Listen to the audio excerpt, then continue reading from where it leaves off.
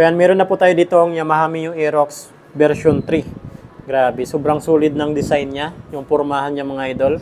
Yan o. Alamin natin yung updated price, installment, at bigyan natin ng quick review. Napakarami po kasi nagpapa-inquire sa akin ng motor na to. Yan o.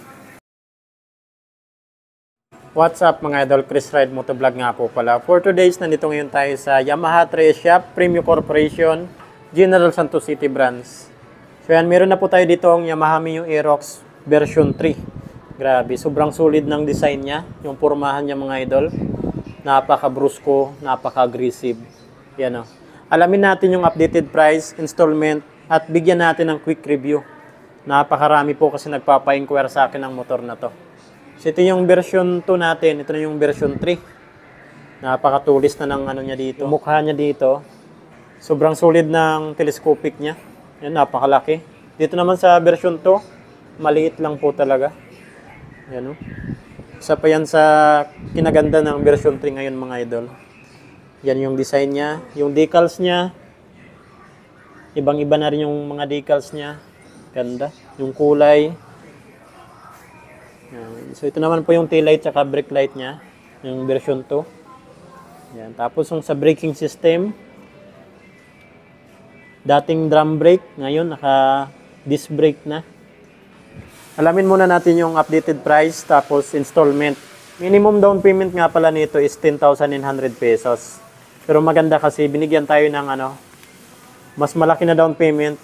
Yan computation, may breakdown po siya. Sa 30,000 na down payment, saka sa 50,000 na down payment. So, ito na lang po yung monthly niya. Unahin muna natin itong minimum down payment niya. SRP, 125,900 pesos. So, yan na po yung cash price niya. Pero maganda dito sa kanila kasi may discount pa po yan. Pag cash payment po yung na-bill nyo. Yan 125,900 pesos.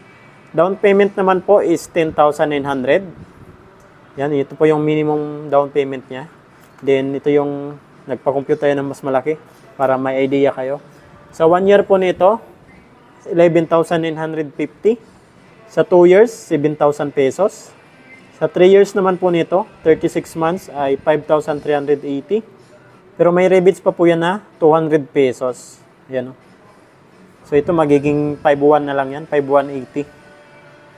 So, sa ano naman po, sa mas malaki na down payment, like 30,000, ito na lang po yung monthly niya. 12 months, 10,025 pesos. Sa 2 years, 24 months ay 5,885. Sa 3 years, 36 months ay 4,530.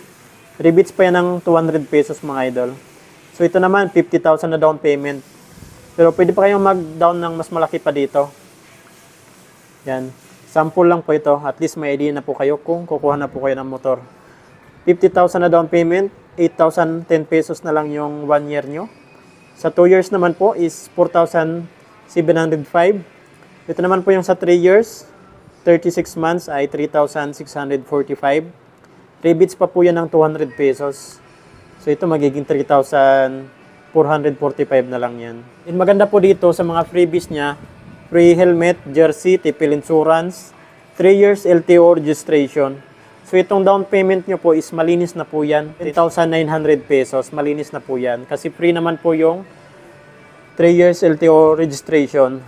So dito lang po yan sa Yamaha Trace Shop, Premium Corporation, General Santos City Branch. Bakit Yamaha Mio Aerox version 3 naman yung kukunin yung motor?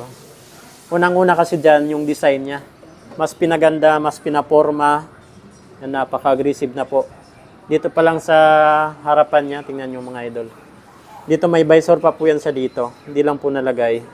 Then mapapansin nyo po dito sa harapan niya, ito.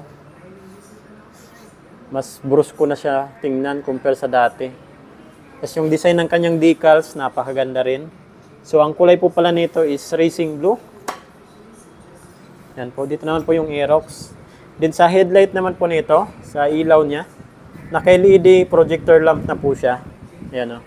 Naka-rectangle po yung design niya. Ito naman po yung daytime running lights. Grabe ang sungit ng design ng kanyang daytime running lights. So. Tapos ito naman po yung signal light niya. Lahat po yan naka-LED na. Wala ka nang makikitang halogen bulb dyan. Tapos yung design ng kanyang plastic dito sa harapan, yan, ang design niya naka-forged carbon. Yan o, yung design niya. Ganda. Yan, nasisilawan ng araw. Ganda. Then pagdating naman po sa telescopic niya, dito sa suspension sa harapan, ito po yung isang kinaganda dito kasi dating mas maliit, ngayon mas malaki na siya. Ayan o, napakaganda. Sa front fender naman, mas matulis yung design nito, parang Batman. Dito naman, mas mababa na siya. Pero ganda pa rin ang pagkaka-design. Yung edge niya dito palabas, dito papasok. Yan o, napakasulit talaga ng telescopic niya. Napakalaki. So ito po yung standard, gumagamit po yung brake nito ng hydraulic disc brake, single pot piston caliper, and then naka-disc plate. Ganda. Yung mags naman po nito, pag nasilawan, no, kintab. Naka-metallic blue yung ano niya, yung pintura niya. Napakasulit din. Size naman po ng gulong niya dito sa harapan ay 110 by 80. 14 inches po yung laki ng kanyang mags. Naka-street tire and then naka-tubeless. Grabe, so ganda. Sarap nito i-banking mga idol. So dito naman tayo sa tail light at brake light niya dito sa likuran. Yan, no. Pag tiningnan natin sa side, napakatulis niya. Ito yung isa sa nabago sa motor na to. Itong tail light at brake light niya, yung design. Parang R1 na yung pormahan niya. Unlike dati, ano, dito parang guhit lang dito. Napaka-aggressive na rin po. Tail light at brake light nito, gumagamit na po ito ng LED. Tapos yung signal light niya, naka-LED na rin po yan. Unlike dati na naka-bulb type pa rin po. Yan, napakalaki. Ito mas maiksi na siya, Iwasaki. Design ng kanyang back fender, parehas lang yung design niya. Pero iba lang yung ano, itsura. Ito, may pagkaganon. May pagka-rough siya. Pagdating naman po sa tambutso, ito yung muffler niya. Same lang po ng design. Yung plastic niya dito, heat guard, same lang po talaga.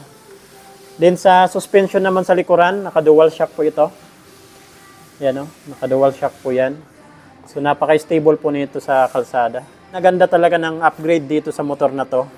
Yung dating drum brake ngayon, naka-disc plate na, naka-hydraulic disc brake na. Yan o. Wow, naka-disc plate po talaga dapat yung brake nito kasi 155cc sa mas maganda. So ito naman po yung airbags natin at ito yung CVT.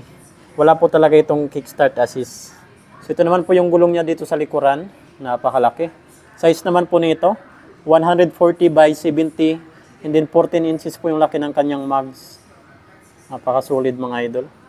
So pagdating naman po sa makina nito, so itong dalawa, parehas lang po ito ng makina. Naka 155cc, naka 4-stroke, 4-valve, single overhead cam at ang cooling system po nito is liquid cooled. Ayan o. So ito po yung radiator niya. Nilalagyan po yan ng coolant para hindi mag-overheat yung motor natin. Napakasolid niyan. Ito naman po tayo sa handlebar ni Yamaha Mio Aerox B3. Ito naman po yung sa B2 natin. Version 2. Laki ng pinagkaiba ng mga idol. Oh. Pero parang mas elegant to ah. So dito naman mas sporty yung design. Ayan o. So dito sa left side, nandito po yung high beam, low beam. Menu ng ating instrument panel gauge. Ito naman po yung turn signal light, horn. Then sa right side, nandito po yung hazard switch at electric start. Napakaganda kasi naka fully digital na rin po ito. Itong instrument panel gauge niya. So ito na po yung design niya. Dito naman sa left side, meron po sa ditong pocket. Ayan o. Pwede po tayo dito mag-charge ng cellphone habang bumabiyahe. Mayroon na po sa USB type charging port at may cover. Ayan o. Sa ignition naman po nito, gumagamit pa rin po ito ng disusi. Ayan o. Then dito na rin po tayo nagbubukas ng ating upuan. At sa fuel. Ayan o. Yun. Ganda. Yun sa upuan. Grabe. Ganda ng upuan niya. Napakalapad tapos napakalambot. Dito medyo makinis siya dito. Pagbukas natin, grabe. Sobrang solid. Oh. Napakalaki. Napakalalim niya. Kasyang-kasya dito yung half face helmet. Kahit hindi na kayo maglagay ng top box. Ganito po pala yung pagsakay nito. Yan. Yun, no? Ang astig, ah. So, ganito po yung itsura niya kapag nasakyan nyo na. Medyo mababa po itong handlebar niya. Medyo naman mataas yung upuan. Ayan, no? Pero parang mas marirelax ako doon sa, sa EDB tapos sa PCX. Ito talaga, pang sports talaga itong motor na to. Napakaganda. Kung gusto mo ng pang racing, pang forma, bagay na bagay ito sa'yo talaga mga idol. Itong Mio Aerox na version 3. Kasi napakaganda kasi naka-LED na po yung lahat ng ilaw. Yung telescopic niya, napakalaki na.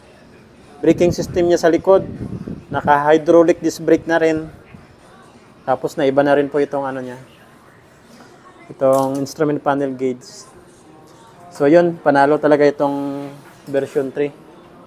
Grabe, napakaangas. So yun po mga idol, kung may mga ipapa-inquire pa po kayo sa akin na motor, comment nyo na lang po sa comment section ng ating video. Chris Ride Motovlog. Ride safe po tayo palagi. God bless you all. Thank you.